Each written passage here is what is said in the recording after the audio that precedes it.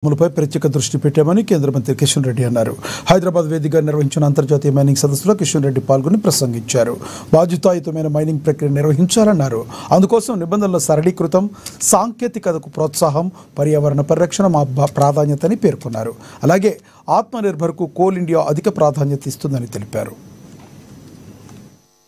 Mining Congress మన India చాప్టర్కి సంబంధించినటువంటి సమావేశము ఈరోజు హైదరాబాద్లో జరుగుతుంది. ఈ సమావేశానికి దేశంలోని పిఎస్యూస్ కానీ, పబ్లిక్ సెక్టార్ కంపెనీలో పనిచేస్తున్నటువంటి మైనింగ్ కంపెనీలు కానీ, అదేవిధంగా ఇతర దేశాల్లో పనిచేస్తున్నటువంటి మైనింగ్ కంపెనీలు కానీ సుమారు 300 మంది ప్రతినిధులు ఈ యొక్క సమావేశంలో పాల్గొంటున్నారు.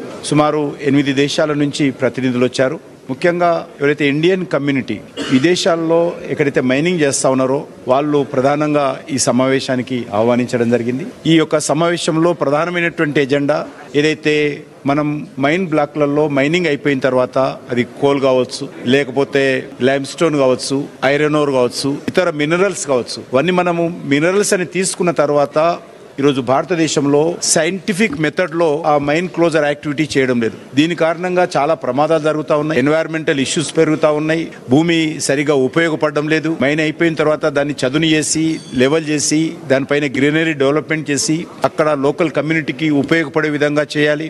కొన్ని మైనింగ్స్లలో వాటర్ బాడీస్ డెవలప్ చేయాలి, ఈ రకంగా ఫిషరీస్ డెవలప్ చేయాలి.